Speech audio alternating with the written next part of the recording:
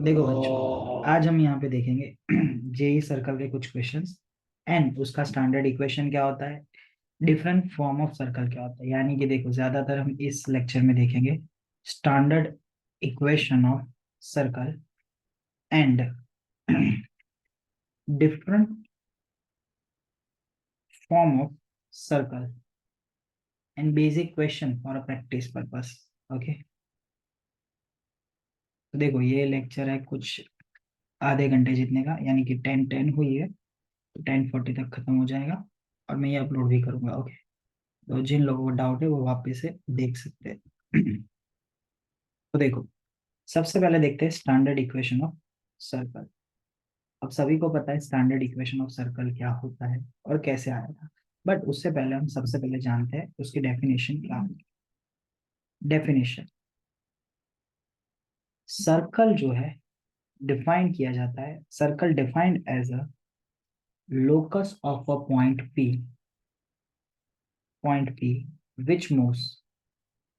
which moves in xy plane, which is moves in xy plane, xy plane, such a way that its distance from the fixed point and in the same plane is always constant। अगर हम देखें तो ये एक fix point है, एक fix point है कोई, यहां से एक पॉइंट पी है। ये लोकस को अगर मैं फिक्स पॉइंट के बहुत सारे घुमाऊं और इन सभी को इनफाइनाइट पॉइंट को अगर इकट्ठा करूं तो मुझे एक जो दिखेगा वो क्या होगा, सर्कल। और एक बात यहां से नोट कर लो कि सर्कल का जो इक्वेशन है ना, वो ऑलवेज अगर ओरिजिन हो centre of the circle, centre है वो सर्कल का क्या हो, ओरिजिन हो, तो ऑलवेज सर्कल का स्टैंडर्ड इक्वेशन है वो x² + y² is equal to r²। ये जो है वो आपका स्टैंडर्ड इक्वेशन है। समझ में आया? ये जो इक्वेशन है वो आपका कैसा इक्वेशन है, स्टैंडर्ड इक्वेशन है। अब देखो स्टैंडर्ड इक्वेशन आया कैसे होगा, वो भी तो हो सकता है। तो समझो, हम एक ऐसा पॉइंट लेते हैं कि देखो, अगर मैं यहाँ पे ऐसा सोचूं कि एक मेरे पास सर्कल है, बराबर। अब ये सर्कल है, सर्कल जैसा लग नहीं रहा है, बट अगर देखो यहाँ से अगर मैं शेप में से हम उसको खोले तो देखो ये जो है वो एक सर्कल है सपोज। अब सर्कल का कोई एक फिक्स पॉइंट है बीच में जिसको हम बोलते हैं सेंटर। अब अगर मान लो कि सेंटर के कोऑर्डिनेट 0,0 और इसका ऊपर का जो पॉइंट है locus of the point P which is x, y, अगर हम देखें तो ये जो CP है वो डिस्टेंस क्या है, r। तो CP is equal to r। तो अगर CP डिस्टेंस फॉर्मूला है तो डिस्टेंस फॉर्मूला का यूज करेंगे तो x - 0 का स्क्वायर, y - 0 का स्क्वायर इज इक्वल टू क्या होगा, r। तो अंडर रूट के अंदर क्या आया, x² + y² is equal to r। x² + y² is equal to क्या होगा, r²। तो यहाँ पे x और y जो है वो सर्कल के पासिंग पॉइंट है और r क्या है, रेडियस ऑफ सर्कल। ओके, और इसका सेंटर पॉइंट है वो कौन सा है, 0,0। समझ में आया कि नहीं आया? किसी को कुछ डाउट है? ओके, चलो ईशा, अगर आपको डाउट है तो पूछ लेना, बरोबर। चलो, अब हम देखते हैं थोड़ा आगे कुछ नए टॉपिक और कि अगर सोचो कि इस सर्कल का सेंटर h, k, इस सर्कल का जो सेंटर है वो h, k हो, और ये जो अपना सर्कल बना उसका कोई passing point p x, y हो और सेंटर पॉइंट h, k हो, तो C से P तक का डिस्टेंस है वो कितना है, r। तो CP इज इक्वल टू क्या होगा, r। अंडर रूट के अंदर यहाँ पे फॉर्मुलेशन क्या होगा, x - h का होल स्क्वायर, y - k का whole square is equal to r। अगर मैं इस रूट को हटा दूं तो दोनों साइड मुझे क्या करना पड़ेगा, स्क्वायर। तो x - h का होल स्क्वायर, y - k का होल स्क्वायर, r का क्या होगा, होल स्क्वायर। यहाँ पे एच और के जो है वो सेंटर ऑफ द सर्कल है, तो सेंटर ऑफ द सर्कल को हम एच कॉमा के बोल सकते हैं, और आर जो है वो रेडियस ऑफ क्या है, सर्कल। बट अगर मैं सर्कल का एक जनरल इक्वेशन बोलने जाऊं, या तो स्टैंडर्ड इक्वेशन ऑफ सर्कल बोलने जाऊं, standard equation of a circle, तो वो कुछ इस तरह से दिखता है। स्टैंडर्ड इक्वेशन ऑफ सर्कल तो मुझे कुछ इस प्रकार दिखेगा कि X square plus Y square plus 2gx plus 2fy plus c is equal to 0। अब देखो इसके कुछ रूल है। पहला रूल ये है कि कोफिशिएंट ऑफ एक्स स्क्वायर और कोफिशिएंट ऑफ वाई स्क्वायर दोनों कैसे होने चाहिए, सेम होने चाहिए। दोनों कैसे होने चाहिए, सेम होने चाहिए। और ऑलवेज वन बना देना है, यानी कि X square plus Y square जैसा ही दिखना चाहिए। अगर 2x² 2y² है, अगर क्या है 2x² 2y² है, तो हम सभी इक्वेशन के ईच एंड एवरी टर्म को हम 2 से डिवाइड कर देंगे, और एक्स स्क्वायर वाई स्क्वायर का कोफिशिएंट ऑलवेज वन रखेंगे। बट उससे भी पहला, अगर एक्स स्क्वायर और वाई स्क्वायर दोनों के कोफिशिएंट अगर सेम है तो हमें कोई दिक्कत नहीं। समझ में आया कि नहीं है? ये एक पहला हो गया। फिर इसमें से दूसरा पॉइंट, ये जो जी है, g square plus f square minus c, वो ऑलवेज ग्रेटर देन 0 होना चाहिए। और इसी के टर्म में देखो तो कोफिशिएंट ऑफ एक्स वाई वो ऑलवेज 0 होना चाहिए। और स्टैंडर्ड इक्वेशन ऑफ सर्कल हो या कोई भी इक्वेशन ऑफ सर्कल हो, वो क्वाड्रेटिक के फॉर्म में ही होता है। और इसका कोफिशिएंट ऑफ एक्स वाई क्या होना चाहिए, 0। G square plus f square minus c कैसा होना चाहिए, ग्रेटर देन 0, क्योंकि यही हमें रेडियस दिखाता है। तो रेडियस ऑलवेज रूट के अंदर कैसे होगी, positive. So r is equal to formula क्या होगी रेडियस की, under root g square plus f square minus c. और सेंटर ऑफ द सर्कल क्या होता है, minus g comma minus f. ये हमारा इक्वेशन ऑफ क्या हुआ, circle. Standard equation, general equation हम बोल सकते हैं। समझ में आ गया कि नहीं आ गया? ओके। अब इसके कुछ अलग अलग केसेस है इसके बारे में, आर के बारे में। जैसे कि इसके 3 अलग अलग केसेस बन सकते हैं। जैसे कि सोचो, r is equal to under root g square plus f square minus c है।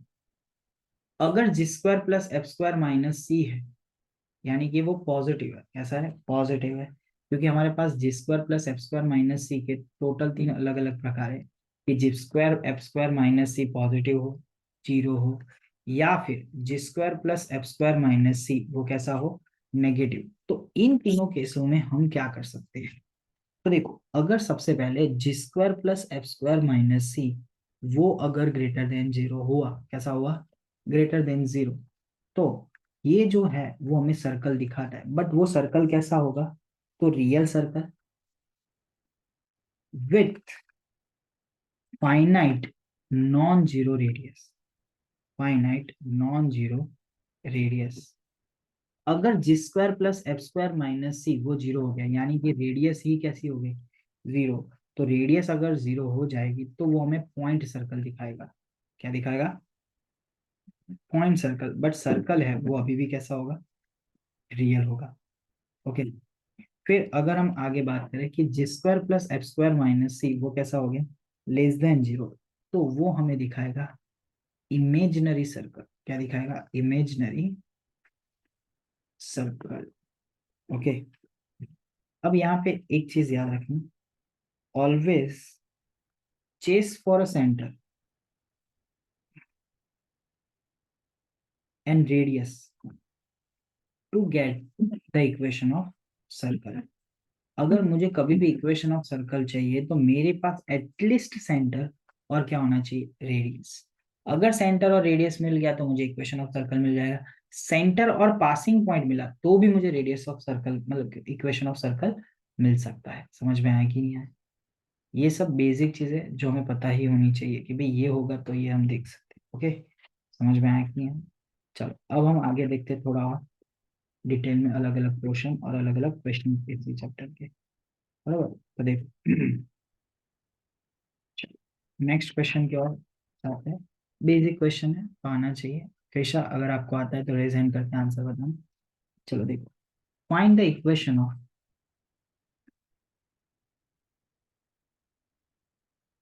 द सर्कल whose center 2, -3 वो सेंटर 2, -3 एंड रेडियस इज 8। बताओ कैसे करें हम सर्कल का इक्वेशन फाइंड।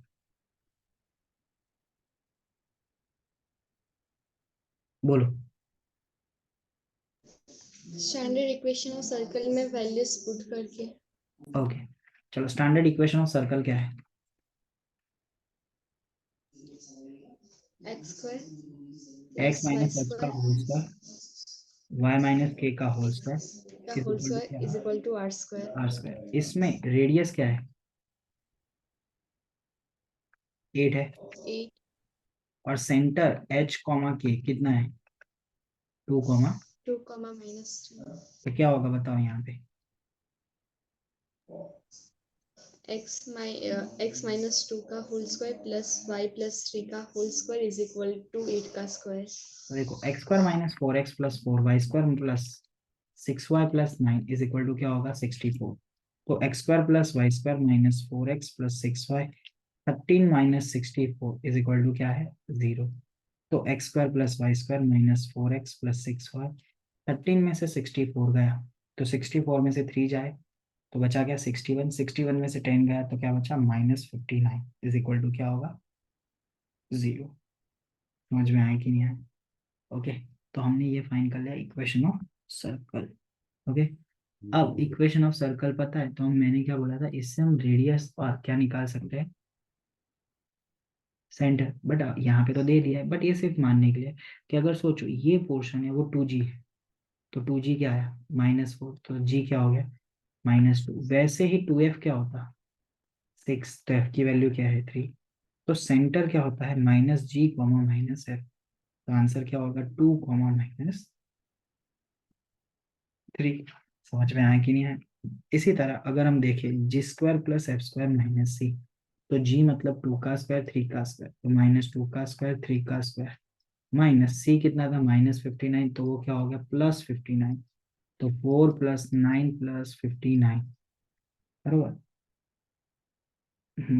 हाँ 59 और 9 68। 68 + 4 वी मेड अ मिस्टेक, 51 इधर होगा तो यहाँ पे 51। 51 और 9 60 64। तो ये पॉजिटिव आया, इट मीन्स रेडियस इसका क्या होगा? रूट। तो 64 का रूट क्या होता है? 8।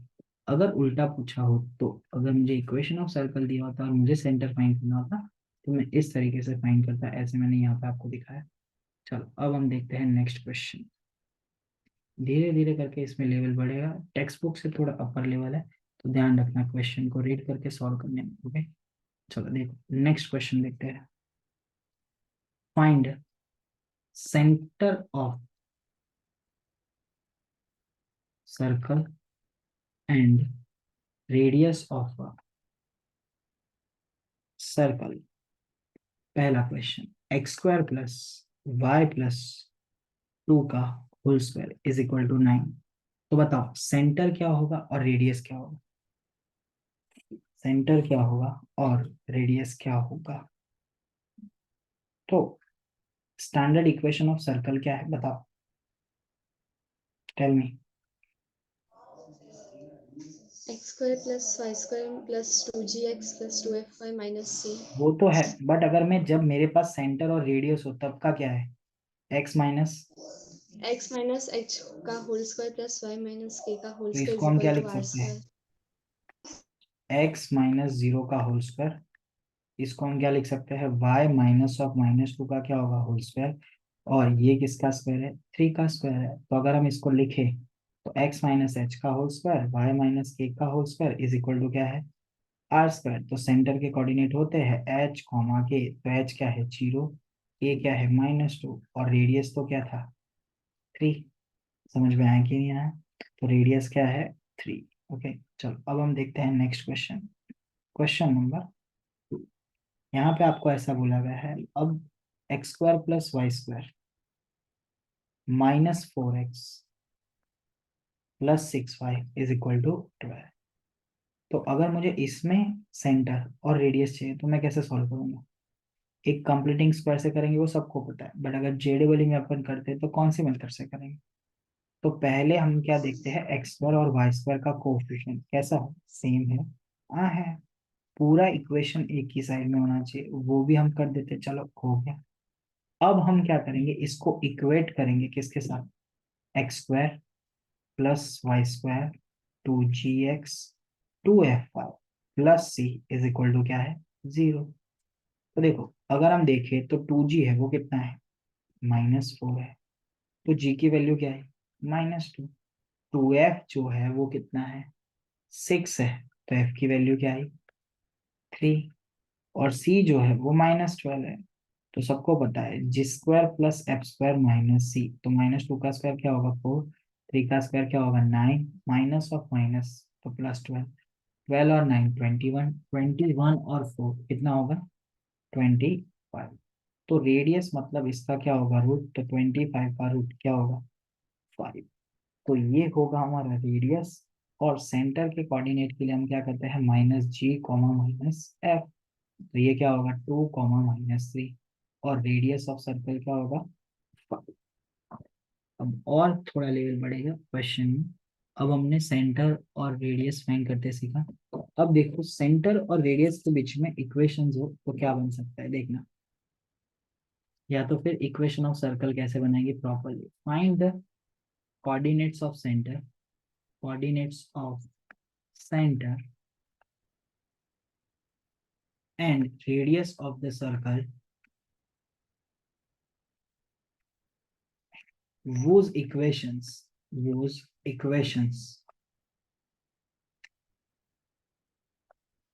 are 4x square 4y square -16x -12y plus 21 is equal to 0। तो देखो हमने क्या रूल पढ़ा है कि एक्स स्क्वायर वाई स्क्वायर का कोफिशिएंट ऑलवेज सेम होना चाहिए, और उसको कुछ भी करके क्या बनाना है 1। तो देखो पूरे इक्वेशन को हम डिवाइड करते हैं 4 से, किससे डिवाइड करते हैं 4 से। तो X square plus Y square minus क्या होगा 4x माइनस क्या होगा 3y प्लस क्या होगा 21/4 इज इक्वल टू क्या होगा 0, इज इक्वल टू क्या होगा 0। तो देखो अगर मैं इसको कंपेयर करूँ, 2g इज इक्वल टू -4, तो g की वैल्यू क्या होगी -2। वैसे ही अगर मैं इसको कंपेयर करूँ 2f -3, तो f क्या होगा -3/2। और अगर मैं c को कंपेयर करूँ तो वो क्या होगा 21/4। देखो अगर हम इसको सॉल्व करें तो r इज इक्वल टू क्या है, g square plus f square minus c, root के फॉर्म में। तो रूट के अंदर क्या होगा 4 प्लस 9/4 प्लस 21/4। तो देखो 4 4 16, 16 प्लस 9 प्लस 21 अपॉन क्या है 4। तो 16 प्लस 9 प्लस सी। ओके, यहाँ पे +21/4 है, तो यहाँ पे आगे माइनस था तो यहाँ पे माइनस आएगा, सॉरी। यहाँ पे क्या है -21/4, यहाँ पे भी -21। तो 16 प्लस 9 कितना होगा 25 में से 21 गया, √4/4। ये कट हो गया, आंसर क्या होगा 1। तो रेडियस जो आई वो क्या है 1। और सेंटर जो है वो क्या होता है -g -f, तो वो क्या होगा 2, 3/2। समझ में आया कि नहीं?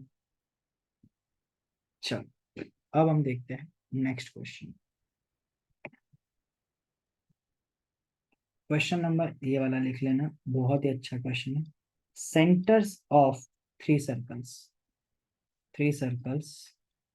X square plus Y square -4x -6y -14 is equal to 0।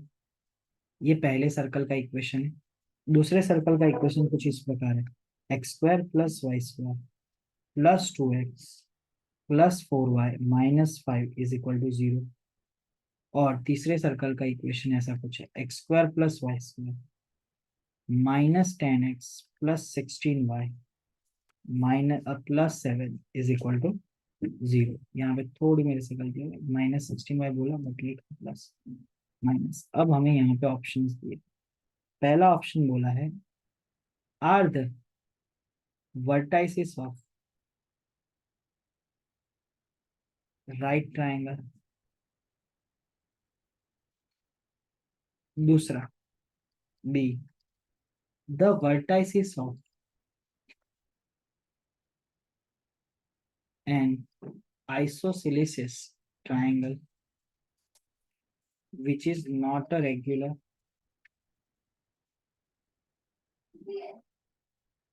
C, vertices of a regular triangle.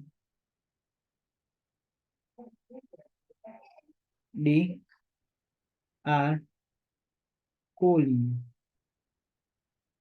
Okay चलो मैं आपको 2 मिनट का टाइम देता हूँ, पहले खुद से ट्राई करो।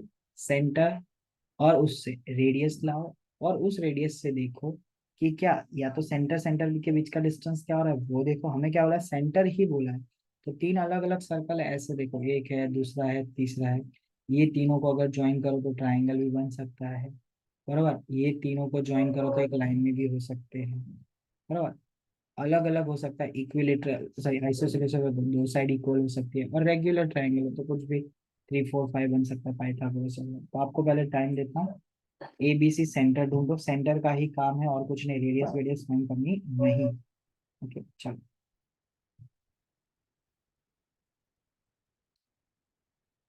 चलो देखो। देखो बच्चों, मैंने आपको थोड़ा टाइमिंग दिया था बीच में, मतलब मैंने रिकॉर्डिंग स्टॉप कर दी थी। Centre of the three circles X square plus Y square minus 4x minus 6y minus 14 is equal to 0। तो अगर इसको 2g के साथ कंपेयर करें, तो पहले में 2g इज इक्वल टू क्या है, 2g is equal to -4, g क्या है -2, f क्या था, 2f क्या था -6, तो f क्या था -3। यानी कि अगर हम पहले का सेंटर देखें C1, तो वो होगा 2,3। देखो दूसरे का देखते हैं। तो 2g इज इक्वल टू क्या है 2, तो g क्या आया 1। 2f इज इक्वल टू क्या है 4, तो f क्या आया 2। तो अगर हम C2 की बात करें तो वो क्या है -g, -f, यानी कि ये क्या होगा -1, -2। चलो 2g इज इक्वल टू क्या है -10, तो g क्या आया -5। 2f इज इक्वल टू क्या है -16, तो f क्या आया -8।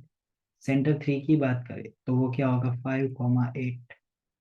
ओके, अगर देखो कोलिनियर है, राइट एंगल है कि क्या है, तो बाकी सबका एरिया मिलेगा। कोलिनियर है तो एरिया 0 हो जाएगा कि नहीं, तो हम देख लेते हैं। ओके, या तो डिस्टेंस फॉर्मूला से करते हैं, C1 C2 रूट के अंदर क्या होगा 2 + 1 3 का स्क्वायर, 3 + 2 5 का स्क्वायर, तो √34 हो गया। C2 C3 का डिस्टेंस निकालो डिस्टेंस फॉर्मूला से, -1 -5 तो -6 का स्क्वायर, -2 -8 तो -10 का स्क्वायर। तो वो कुछ होगा 100 और 136, 100 और 36, यानी कि ये क्या हो गया 136। और 136 मतलब 34 × 4 होगा, तो 2√34 हो गया। और C1 C3 का देखो, तो डिस्टेंस बिटवीन C1 C3 क्या होगा, C1 C3 का 2 - 5 तो -3 का स्क्वायर, 3 - 8 -5 का स्क्वायर, 25 और 9 कितना हो गया √34।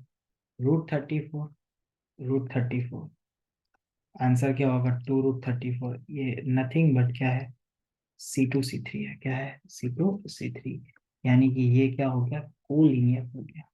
अगर आपको इसको फाइंड करना है बाय यूजिंग एरिया, तो एरिया की एक शॉर्ट टेक्निक है। देखो अगर आपको इन तीनों से लग रहा है कि ट्राइंगल बन रहा है, अब ऐसा करो 2 3 -1 -2 5 8 और 2 3 को वापस लिखो। अब हम इसका एरिया फाइंड करने के लिए प्राइमरी डायगोनल का मल्टीप्लिकेशन, 2 × -2 -4, -1 × 8 क्या होगा -8, 5 × 3 कितना होगा 15। बीच में हमने क्या रखा माइनस, ये क्या है 8 2 जा क्या है 16, 5 × -2 क्या है -10, -1 × 3 क्या है -3। देखो 15 में से अगर 12 गए तो 3 बचा, 16 में से अगर 13 गया 3 बचा, 3 - 3 ये क्या हो गया 0। मतलब कि ये जो पॉइंट्स थे वो कैसे थे, कोलिनियर थे। कैसे थे, कोलिनियर। समझ में आया कि नहीं आया, बोलो कुछ डाउट है यहाँ तक। चलो, मिलते हैं।